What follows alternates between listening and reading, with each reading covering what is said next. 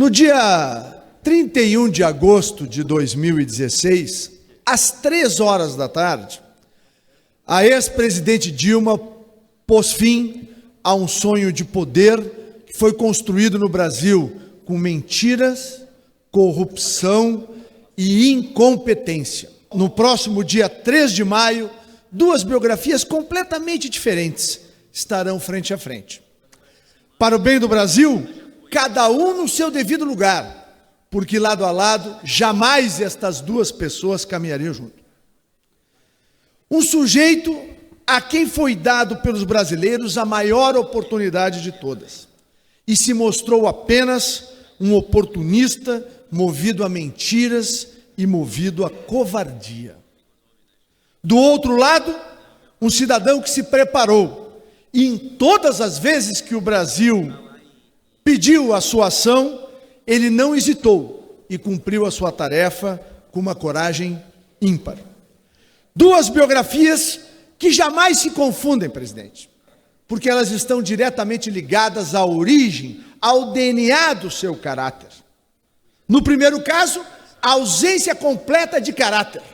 E no segundo caso, um homem de princípios, portanto, completamente distintos.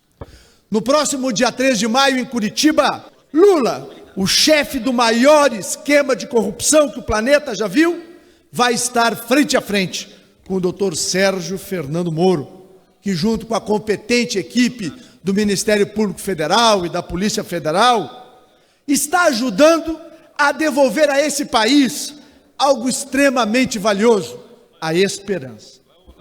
Ali, nesta data, as mentiras, a bravata, toda a infâmia do maior oportunista da história do Brasil não farão nenhum sentido. O conjunto probatório, presidente, é robusto, e eu não tenho nenhuma dúvida de que a condenação está a caminho. Aliás, tantos são os crimes que não será apenas uma condenação, serão várias.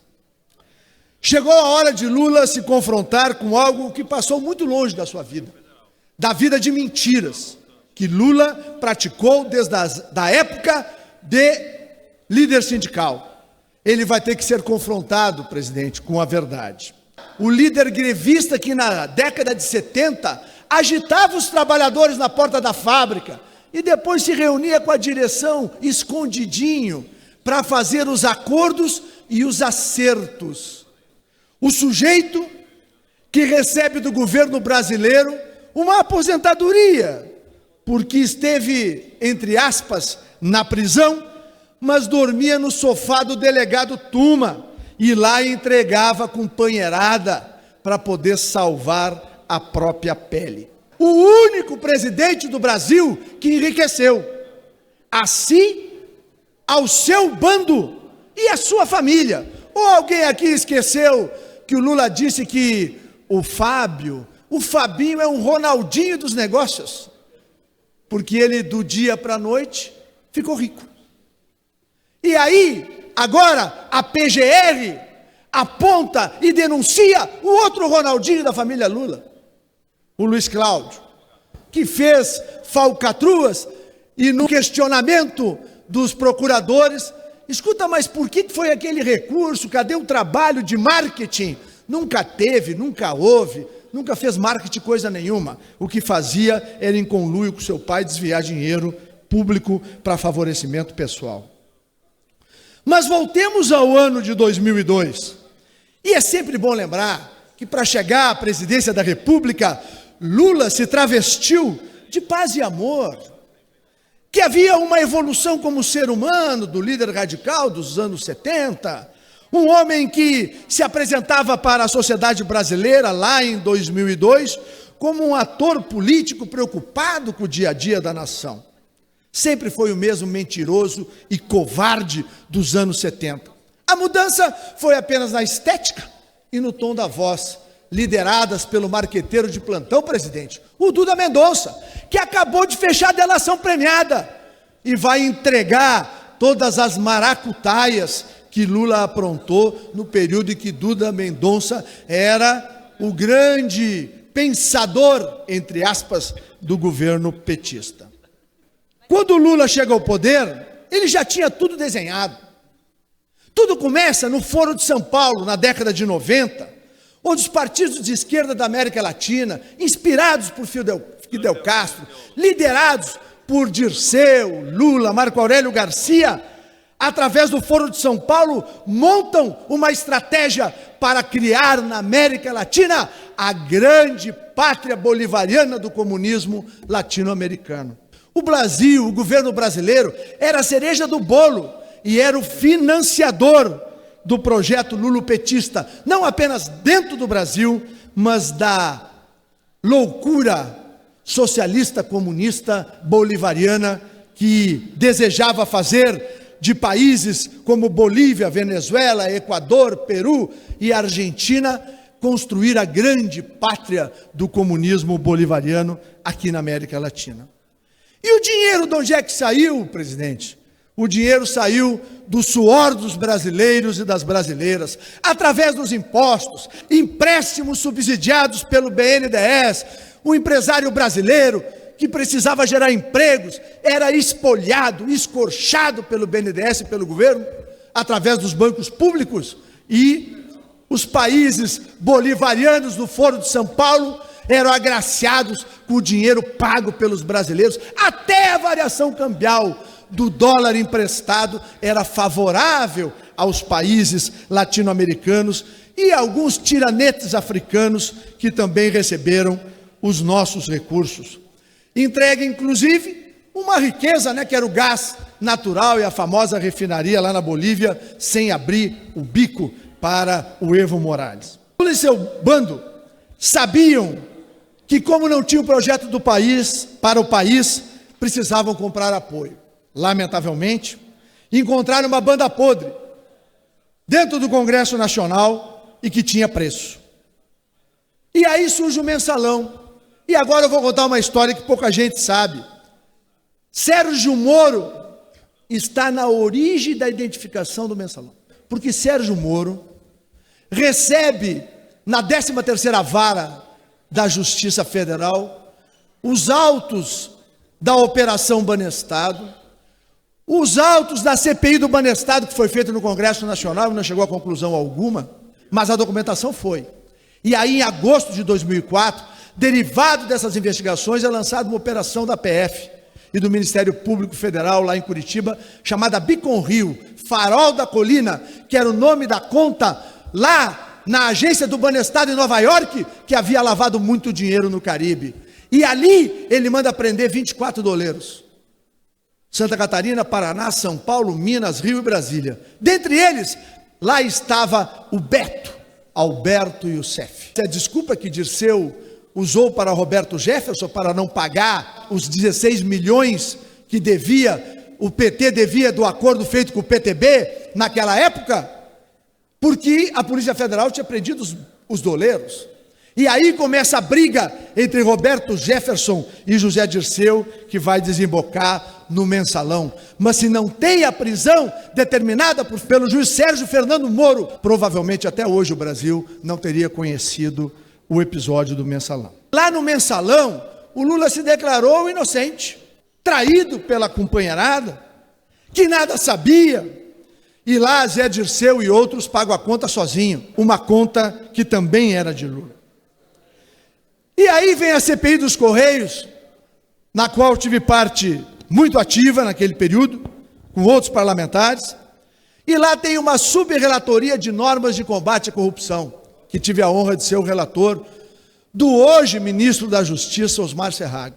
E lá, naquela subrelatoria, convido, em dezembro de 2005, o doutor Sérgio Moro para trazer a sua experiência e colaborar com o combate à corrupção no Brasil. Sérgio Moro pede duas coisas na CPI do mensalão: que lavagem do dinheiro deixasse de ser crime acessório no Brasil para se transformar em crime principal. Levou 5 anos para isso acontecer. Ele pediu em dezembro de 2005, só virou lei no Brasil em 2010. Aí ele pediu outra coisa, que é as delações premiadas, que já era a colaboração premiada, que já era lei no Brasil desde a década de 90, fosse atualizada nos padrões internacionais, fosse bem regulamentada, porque ela não era eficaz no Brasil. Levou 7 anos, ficou pronto somente em 2012. Mas estabeleceram a grande diferença entre o mensalão, se tinham poucas condições de investigação, e o hoje Petrolão. Essa gente que foi para a cadeia, esse lote de delações premiadas que nos fez enxergar toda esta maracutaia, toda esta roubalheira, toda a desfaçatez, todas as atitudes criminosas da máfia da Estrela, só foi possível porque a lavagem de dinheiro se transformou em crime principal e por isso as condenações de 150, 200 anos, porque cada operação ela pode ser ao arbítrio do juízo definida de 2 a 12 anos, e a colaboração premiada, que faz com que o criminoso de dentro da organização acabe contando toda a história que lá aconteceu. E é importante lembrar, quem faz a primeira delação e revela toda a amplitude do Petrolão é Paulo Roberto Costa. E aqui, deputado Pompeu de Matos, um detalhe que Vossa Excelência e muitas pessoas no Brasil desconhecem. Paulo Roberto Costa, e eu fui checar isso, nunca foi filiado ao PP, nunca pisou num evento do PP ao longo de toda a sua história pregressa.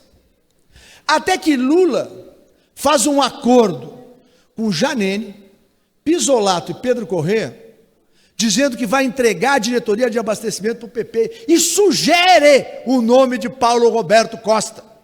E mais, quando Janene, Pisolato e Pedro Corrêa vão ter com o Paulo Roberto, dizem a ele que tem a autorização do presidente para ter acesso à lista das empresas que contratavam com a Petrobras.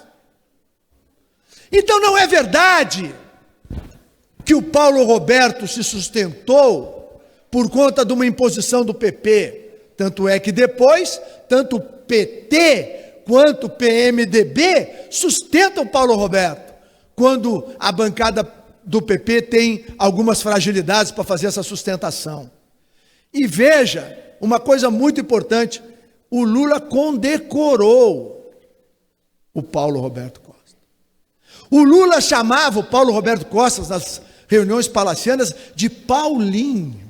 Ou seja, ele foi, Lula, o grande artífice, e cada vez está tudo isso muito mais claro. O confronto de Lula com a justiça é só uma questão de tempo, é só uma questão de a investigação e as delações irem avançando.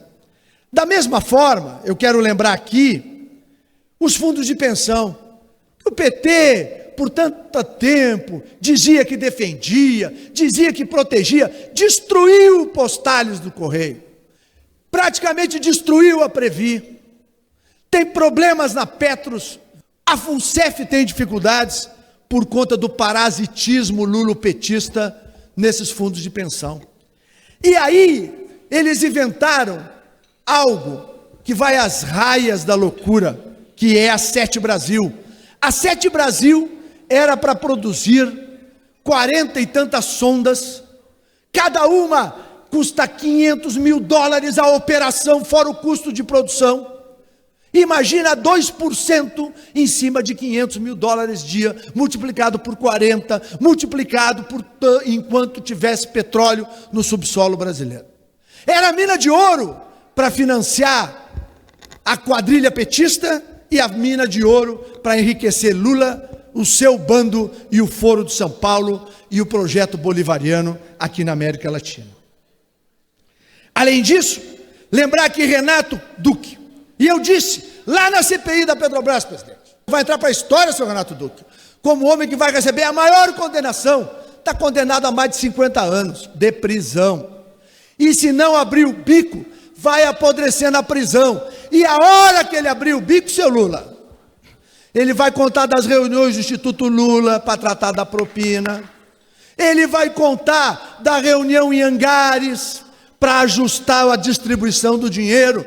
E o cerco vai se fechando a cada dia em cima no capo de Tuticape da máfia da Estrela, o Luiz Inácio Lula da Silva. Aquele que nunca sabia de nada e que tudo era coisa dos amigos, nunca era dele. Diariamente vê o cerco se fechar. Aliás, com a delação do Odebrecht, vamos ficando sabendo que lá nas planilhas do Marcelo Odebrecht, ele é reconhecido como um amigo. Para fazer uma pequena comparação, para quem está em casa possa nos entender, esta semana o governo cortou 100 milhões de reais das farmácias populares. Só na Odebrecht, Lula tinha uma conta corrente com um crédito, só na Odebrecht, de 133 milhões de reais. Luiz Inácio Lula da Silva, se já havia motivos suficientes para o seu confronto com a justiça, pode aguardar, que vem muito mais aí. Porque aqueles que ajudaram a construir o conjunto das mentiras que enganaram a população brasileira, estiveram nas campanhas petistas e foram os donos do 40º Ministério de Lula, o Ministério do Alibaba, o Ministério de número 40, o Ministério da Mentira. João Santana e Mônica Moura já abriram o bico e a má notícia, Lula, já foi homologado pela Justiça. Portanto, cada vez as coisas ficarão mais claras no Brasil e, claro, mais difíceis e mais complicadas para esse covarde, mentiroso e ladrão chamado Luiz Inácio Lula da Silva. E eu não sabia, o manto do cinismo do capo da máfia da Estrela não cola mais. Nem ele e nem a estratégia covarde de dizer que não conhecia ninguém. Sem a menor cerimônia, outro artifício que ele usou é a exaustão. Mas não há como dizer isso sobre Bum Lai, o amigão que tinha foto dele. Sabe, presidente, quando entra ali no Palácio Planalto, tem a segurança e tem um lugar que a gente passa os objetos para ver se não tem arma, coisa assim. Ali tinha a foto do Bum Lai, para que qualquer segurança de plantão soubesse que ele tinha autorização do Lula para subir a qualquer hora do dia ou da noite para ter com o presidente. E Zé Dirceu, então, o sócio artífice de todo o esquema do Foro de São Paulo, do Mensalão, do Petrolão, que já acumula 2 condenações. Que a covardia de Lula não conhece limites, todo mundo sabe. Lula, com a ajuda do seu poste sem luz, ao primeiro sinal de que a força-tarefa da Lava Jato se aproximava da cadeia de comando, quis se esconder sobre a proteção do foro privilegiado, em uma patética e criminosa tentativa de virar ministro, exatamente para fugir de quem? Do doutor Sérgio Fernando Moro, a alma do bem que vai enfrentar o símbolo do mal no país chamado Brasil. Mas nada deu certo, como a gente sabe a história. Também não adiantará nada fazer como daquela vez que Lula foi pilhado dizendo que ia cercar o prédio da Justiça com 50, 60 ou 100 pelegos movidos a pichuleco para bater nos coxinhas. Porque ali, presidente, naquela mesa, no dia 13 de maio, lá estará sentado o doutor Sérgio Moro, que tem o apoio de dezenas de milhões de brasileiros. Não há saída, Lula. Se é que tu conhece o significado, e se te resta algo, tem um mínimo de dignidade. Desça desse pedestal imaginário, Luiz Inácio.